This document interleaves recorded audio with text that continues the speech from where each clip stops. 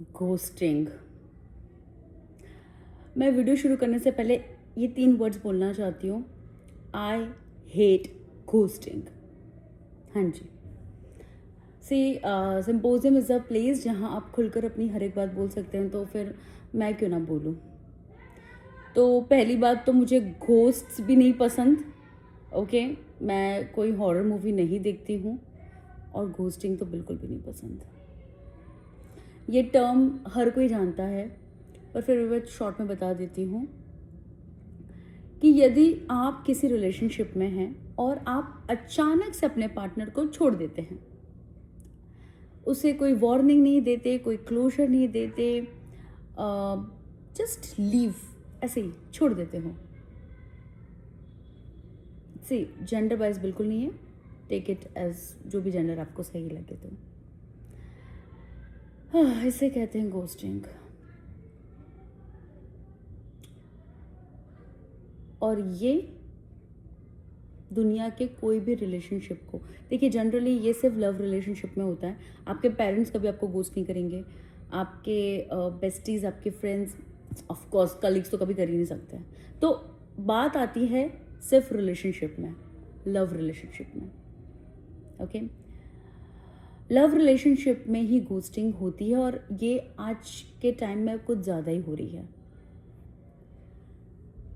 तो on a serious note मैं ये कहना चाहती हूँ कि क्यों करते हैं, पहले तो मैं आपको कुछ रीजंस देती हूँ।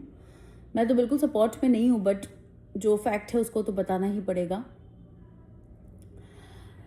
पीपल लैक करेज, हिम्मत नहीं होती है। पहला एलिमेंट जो मुझे लगता है, द फर्स्ट, और मुझे सबसे ज़्यादा मेन रीज़न यही लगता है घोस्टिंग का, दे डोंट हैव करेज। जो भी तकलीफ है, जो भी प्रॉब्लम है, उसको फेस करने की, उसके कॉन्सिक्वेंसेस को नेगेटिव लेके उससे डर कर रहने की सबसे बड़ी वजह है इस पर्टिकुलर थिंग के लिए। ओके, दूसरा है कमिटमेंट फोबिया। आपके मन में डर है, देखिए होता है, सी आई एम हाइड्रोफोबिक, मुझे पानी से डर है, ठीक है, होते हैं हमारे फियर्स। कोई ओसीडी होता है, मतलब फियर्स आर नॉर्मल। और कमिटमेंट फोबिया को भी मैं कहूँगी कि ठीक है, that's what your personality is. But दूसरे फोबियाज जैसे कि हाइड्रोफोबिया है या फिर हाइट का फोबिया है, वो सब चीज़ें पर्टिकुलर पर्सन से, या मेरी चीज़ें वो मुझ तक ही है ना, इससे मेरे रिलेशनशिप में प्रॉब्लम नहीं होने वाली है। ठीक है, मुझे पानी से डर है तो उससे मेरे रिलेशनशिप में कोई प्रॉब्लम नहीं होगी। मैं सामने वाले को, मेरे पार्टनर को नहीं परेशान कर रही हूँ। Well, in my case my partner is also hydrophobic, तो हमारा तो अलग ही केस है। बट जस्ट मैं थोड़ा माहौल ठंडा कर रही थी, that's why. But coming back to the point कि commitment phobia is not accepted in a relationship. Please please please please please please pause there. अगर आपको ये है तो मैं आपको सोल्यूशन दूंगी, प्लीज़ आप ऐसे मत सोचिएगा कि मैम हमारे फोबिया का मजाक उड़ा रही है। Never I can do like that. मुझे बार बार बोलना अच्छा नहीं लगता, but yes I am a doctor, मैं साइकोलॉजिस्ट, मैं ऐसा कभी कर ही नहीं सकती हूँ। और सबसे इम्पोर्टेंट, मैं एक इंसान हूँ, इंसानियत के बेसिस पे मैं ऐसा कर ही नहीं सकती हूँ। लेकिन अगर आपको कमिटमेंट फोबिया है तो आपको कंट्रोल करना पड़ेगा। देखिए, 2 चीज़ कर सकते हैं आप, या तो आप किसी रिलेशनशिप में आइए ही मत, ओके, जो थोड़ा सा इम्पॉसिबल टाइप की चीज़ है ना। और दूसरा, अगर आप आ रहे हैं तो पहले ही आप अपने कंफर्ट जोन से निकल रहे हैं। मीन्स देखिए, कंफर्ट जोन से निकलोगे तो ही लाइफ में सक्सेस मिलेगी। ये रामबाण है, इसे लिख लीजिए आप। अगर आप कंफर्ट जोन में रहना चाहते हैं, आपको अपनी उस पर्टिकुलर चीज़ से निकलना ही नहीं है। जो मैं कहती हूँ कि कुएं में जो फ्रॉग्स होते हैं, they know how to jump, still they love to live in the pond or the well, कुएं में रहना पसंद करते। तो वो मुहावरा है हिंदी का कि भाई कुएं के मेंढक नहीं बनना है। तो exactly, comfort zone is the कुआ, and if you are in the comfort zone you are a मेंढक। और फ्रॉग होना कुछ गलत नहीं है, okay, it's not a problem, but you are a human being, you are not a frog. Why you forget that? ये क्यों भूल जाते हैं आप? तो सेकेंड चीज ये है कमिटमेंट फोबिया वाले लोगों के लिए कि अगर आप रिलेशनशिप में आ ही रहे हैं, कमिटमेंट किसी को दे रहे हैं, किसी का कमिटमेंट ले रहे हैं, तो आप ऑलरेडी कुएं से बाहर निकल चुके हो उड़ान भरने के लिए। Take it positive. जब आप कमिटमेंट जिससे आप इतना डरते हो उसको ही थामे बैठे हो, तो फिर आगे क्या डरना यार, क्यों डरना? पैनिक अटैक्स नहीं आएंगे, प्रॉब्लम नहीं होगा, आपका पार्टनर आपको छोड़कर नहीं जाएगा, mark my words, but you have to give commitment, yes you have to do that। और लोग ये नहीं कर पाते हैं तो घोस्टिंग करने लगते हैं। कुछ लोगों को समाज का डर रहता है, ओके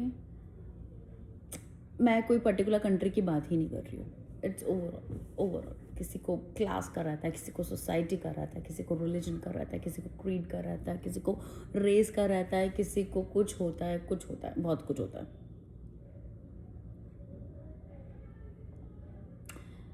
तो डर के आगे जीत है। My favourite Hrithik Roshan my crush बोलते हैं, तो वो गलत नहीं बोलते हैं। Of course at the end हर कोई जीतना चाहता है ना, एट द एंड इंसान हैप्पी हेल्दी वेल्दी रहना चाहता है ना, तो फिर डर से बाहर निकलिए। डर आपको केवल फेलियर देगा।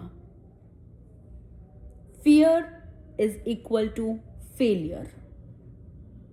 बट अगर आप डर से आगे निकल रहे हैं, बाहर निकल रहे हैं, या jumping out of the well of fear, देखिए sky is the limit then, no limit, that means you will get whatever you want, you will achieve whatever you want। और ये चीज़ तो रिलेशनशिप में नहीं, ओवरऑल भी काम की है। ओके पायलट बनना है लेकिन एरोप्लेन से, स्काई से, हाइट से डर लग रहा है, निकालिए उस डर को, शायद आप the best pilot of the world बन सकते हैं। रिलेशनशिप की बात पे आते हैं, सोसाइटी, समाज, यहाँ तक कि मैं पेरेंट्स का भी बोलती हूँ, जो पेरेंट्स सपोर्ट करते हैं तो बहुत ही अच्छी बात है, लेकिन जो नहीं करते हैं, जो चार लोग क्या सोचेंगे, चार लोग क्या बोलेंगे, अगर इस तरीके की अगर सोच वाले लोग हैं एज पेरेंट्स, तो जब आपके बच्चे तकलीफ में होंगे, क्योंकि रिलेशनशिप बहुत ही नाजुक डोर होती है, आप ज़बरदस्ती उनकी शादी कहीं और करा देंगे और वो वहाँ खुश नहीं होंगे, और होंगे भी तो वो एडजस्ट करेंगे। एट द एंड जब भगवान के पास जा रहे होंगे तो रिग्रेट रहेगा कि काश मैं उस समय बोल दिया होता, या उस समय मैं बोल दी होती, या उस समय मैंने सबको मना लिया होता, उस समय मैं डरती नहीं, उस समय मैं डरता नहीं। तो वो डर बहुत डिफ़िकल्ट होगा, फिर समझिए बात को।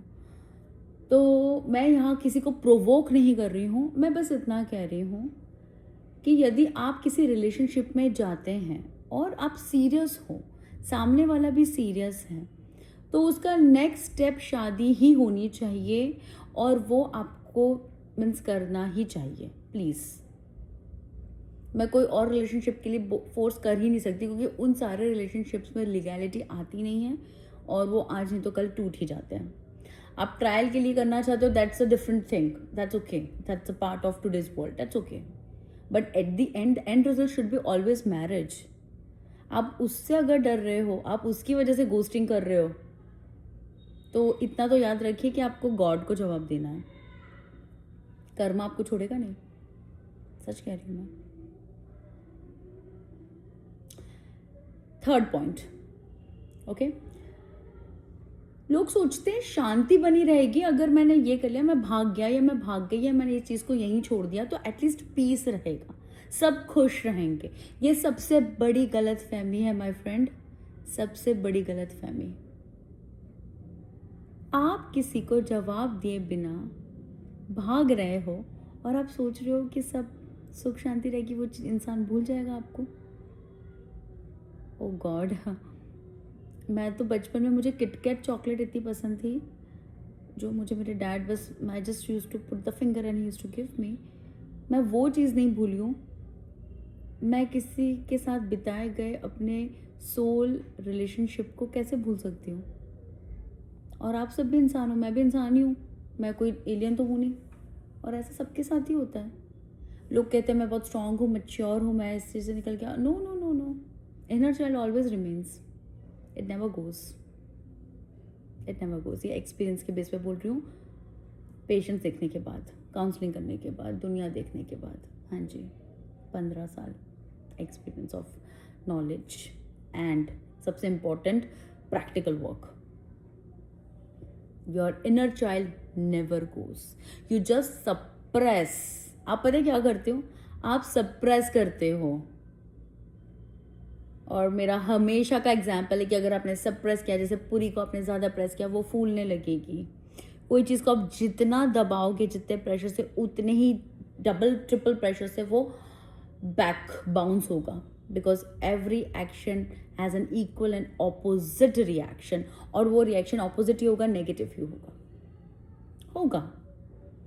तो यदि आप ये सोच के गोस्टिंग कर रहे हो कि इससे सुख शांति रहेगी, चलो ये तो खुश है, कम से कम वो तो खुश है, नहीं, आप अंदर ही अंदर खुद भी टूट रहे हो। और आपने जिस इंसान के साथ गोस्टिंग करी उसको तो आपने जीते जी तोड़ ही दिया है। मेरे हिसाब से फाइन क्या, जुर्माना क्या, मैं तो बोल रही हूँ कि पनिशमेंट होनी चाहिए। जो लोग गोस्ट कर देते हैं रिलेशनशिप में, गोस्टिंग करते हैं जो लोग, बिहाइंड द बार्स होने चाहिए वो लोग। मैं अपनी सोच रख रही हूँ, यस, मैं बहुत सीरियस हूँ इस टॉपिक को लेके। मुझे इस टॉपिक पे वीडियो भी नहीं बनाना था, लेकिन मैंने सोचा शायद मेरे कहे हुए अल्फाज कहीं तक पहुँचे और कोई इंसान समझे, और फिर वो ऐसा ना करे। वो आप में से कोई भी हो सकता है, और आप सब भी हो सकते हैं, कोई भी हो सकता है मीन्स, इसलिए मैं ये बात बोल रही हूँ। देखिए, जो चीज़ मैं कभी करती नहीं हूँ उस चीज़ पे मैं बहुत कॉन्फिडेंट हूँ कि अगर कोई नेगेटिव चीज़, ठीक है, I have never ghosted anybody. Why should I, why should I do like that? It's my responsibility, it's my decision, it's my responsibility. Why should I run away? And if I want to run also, okay, I'll share one thing. Okay, I'll share. बहुत personal बात है। My dad was orthodox, okay, but best dad. क्यों? मुझे arrange marriage नहीं करनी थी। I cannot live with a person जिसको मैं जानती नहीं हूँ। I'm sorry, that's मेरा ओपिनियन है, ठीक है। एंड मेरी नानी जी जो गुना सिटी की मेयर थी, उन्होंने मेरे लिए एक लड़का देखा, डॉक्टर था of course.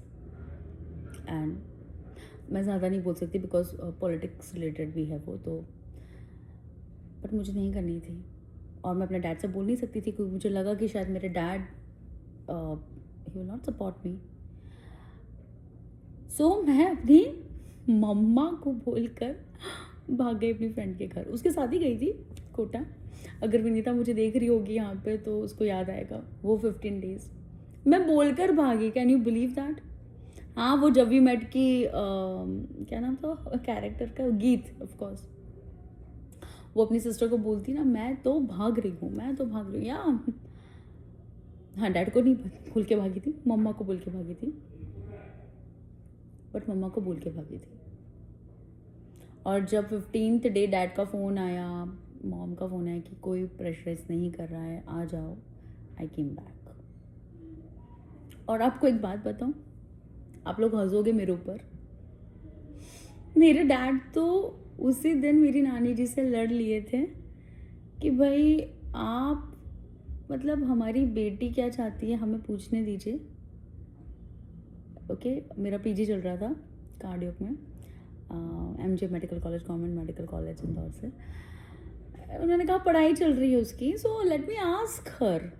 Okay, I can not take decision on her behalf. और ये बात मुझे मम्मा 15th डे बता रही है। मैं घर गई, I was so embarrassed and my dad just instead of मेरे पर गुस्सा होने की जगह, you know what he said to me, तेरी शादी वहीं होगी जहां तू चाहेगी, मैं तेरे साथ। I was on top of the world. मुझे कुछ नहीं चाहिए था उस समय, I was satisfied. My dad is no more in this world. He passed away on 9th Jan 2022. मेरे हाथ का लास्ट सिप ऑफ वाटर पी के, और मुझे वो बोल कर गए बस मुझसे. It was his 3rd stroke attack था उनका. उनकी तबीयत बहुत ख़राब थी. I was beside him. He holded my hand.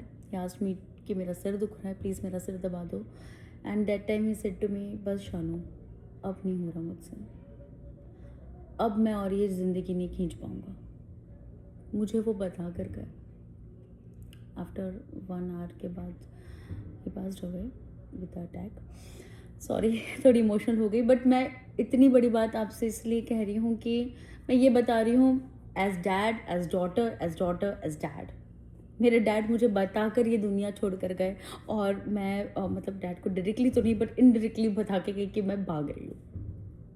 So ghosting जैसी चीज़ मेरी ज़िंदगी में ना कभी थी, ना है, ना कभी होगी. पहला पॉइंट. मैं चाहती हूँ आप भी ऐसे हो. डरिए मत यार. अगर आपके इंटेंशंस अच्छे हैं, अगर ये प्यार की बात है, अगर आपका लव रिलेशनशिप एकदम प्यारा है, देखिए हर प्रकार का लव रिलेशनशिप प्यारा ही होता है, उसे प्यार ही बोलते हैं. बट आप अगर उसको नेगेटिव वे में ले रहे हो, आप अगर डर रहे हो, आप कॉन्सिक्वेंसेस फेस करने के जगह, उस पर्टिकुलर चीज़ को फेस करने की जगह अगर आप भाग रहे हो, तो देखिए आपको फिर रेडी रहना पड़ेगा, क्योंकि आपको कर्मा तो बैलेंस करना पड़ेगा. इन सम और the other way you have to face the consequences, और वो इंटरेस्ट के साथ आएगा, है ना. मतलब जितना आप सोच रहे थे कि मेरे साथ गलत होगा अगर मैं ऐसा कर देता या कर देती, उससे भी ज़्यादा गलत होगा. एंड ये सारे एक्सपीरियंस बेस्ड पे है. नो मैटर लोगों के एक्सपीरियंस बेस्ड पे, दैट्स ओके. ओके, बट है तो सही ना, देखा तो है ना, समझा तो है मैंने, और मैं आप तक ये बात को लेकर आ रही हूँ. तो किसी के दिमाग में अगर ये ख्याल भी आ रहा है ना गोस्टिंग का, अभी के अभी डिलीट कर दीजिए फॉर एवर के लिए. ओके, फॉर एवर के लिए डिलीट कर दीजिए. अगर आपने कोई स्टेप लिया है लाइफ में with good intentions, with purely goodly, nicely, okay, goodly क्या होता है वैसे, बट ठीक है मैं भूल गई फ्लो में, तो उसके कॉन्सिक्वेंसेस अच्छे ही होंगे. और आपको ये समझना है कि अगर प्रॉब्लम्स आ रही है, हिंड्रेंसेस आ रहे हैं, हर्डल्स आ रहे हैं, दैट मीन्स टेस्ट चल रहा है आपका. हम साल भर पढ़ाई करते हैं, एग्ज़ाम देते हैं ना, फाइनल एग्जाम्स, उसके बाद ही हम पास ऑन होते हैं और हम नेक्स्ट क्लास में जाते हैं. That's what your life is. अगर आपने वो चीज़ से बाहर निकले, आपने वो चीज़ को जीत पा ली, ओके, उस चीज़ पे जीत पा ली, आपका एक और ग्रेड बढ़ जाएगा. एट द एंड सबको मोक्ष चाहिए. एवरीवन वांट्स मोक्ष. उस वे में भी अगर आप सोचोगे, let's see. And always keep in brain, कोई भी धर्म, जात, रिश्ता इंसानियत से बड़ा नहीं होता है. Always remember, if you are ghosting somebody, आप, सिन वर्ड तो बहुत अजीब लगेगा, चीज़ी और अजीब लगेगा, but wrong and bad Karma कर रहे हो, जिसका फिर आपको फल तो भुगतना ही पड़ेगा. और वो फल नहीं होता है, वो सज़ा होती है. सो प्लीज़ गोस्टिंग नहीं करना है. मैंने रीजंस भी बता दिए आपको. कोई किसी को शौक नहीं होता है गोस्ट करने का, पर किसी को अगर लग रहा है कि वो लूप होल है जिससे मैं निकल जाऊंगा और सब कुछ बहुत अच्छा हो जाएगा, तो you are absolutely wrong. Absolutely wrong. कुछ भी नहीं अच्छा होगा. टेम्पररी हैप्पीनेस मिलेगी आपको, जो लाइफ लॉन्ग पनिशमेंट होगी आपके लिए. और ये सारे वर्ड्स हैं ना, आप फील करिएगा, आप समझिएगा, आप एक्सपीरियंस करिएगा, मैं एकदम करेक्ट बोल रही हूँ. सो गाइस, गोस्टिंग चीज़ नहीं करनी है. रिश्ता है, निभाइए. अगर हमें स्टैंड लेना पड़े तो स्टैंड लीजिए. लड़ने की ज़रूरत नहीं है किसी से. You can take stand. Keep patience. थोड़ा टाइम लग सकता है. चलिए एक एग्जांपल देती हूँ. 2 लोग हैं, एक दूसरे को चाहते हैं, कास्ट का प्रॉब्लम है, ये बहुत ही जनरल चीज़ है इंडिया में. हाँ, तो मैं वही बता देती हूँ कि अगर ऐसा है, थोड़ा पेशेंस रखिए. पेरेंट्स से बात करिए. पेरेंट्स नहीं मान रहे, don't get married to anybody. Then अकेले रहिए. आई एम डैम श्योर आपका पार्टनर अगर आपसे प्यार करता है तो वो भी रहेगा। और वो सब ज़माने चले गए, हाँ, धमकी देना ये वो ऐसा कुछ होता नहीं आजकल। और अगर कहीं हो भी रहा है तो उसको सच मत मानिए, वो आपको केवल डराने के लिए है, ठीक है। What you to do is लड़ना है, लड़ना नहीं है, मतलब स्टैंड लेना है, सॉरी, लड़ना नहीं है, स्टैंड लेना है, बट पीसफुली स्टैंड लेना है। उसके बाद आपको पीस मिलेगी। आपके पेरेंट्स है वो, ओके, तो उनकी जान बसती आप में, एक ना एक दिन वो मान जाएंगे। और सच्चे अच्छे लोगों के आगे दुनिया झुकती है, भगवान जी झुक जाते हैं। तपस्या करते हैं आप कंटिन्यूसली, आपने देखा होगा मैथोलॉजिकल सीरियल्स में, तपस्या करते हैं, व्रत करते हैं। सतयुग में भगवान पधारते थे, दर्शन करते थे, वरदान देते थे।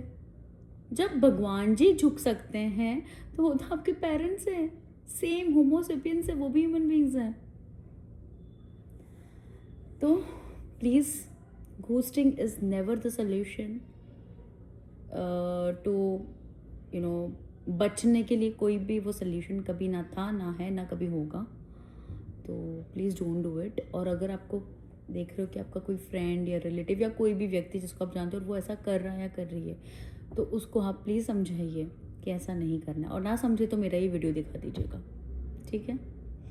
सो that's all for today this video, and do not forget to subscribe my channel, क्योंकि आप जब सब्सक्राइब करते हैं ना तो फिर डेली अपडेट्स आते हैं, तो आपके लिए अच्छा रहता है। बहुत सारे वीडियोस ऐसे हैं जो सब्सक्राइबर्स ही देख पाते हैं, राइट।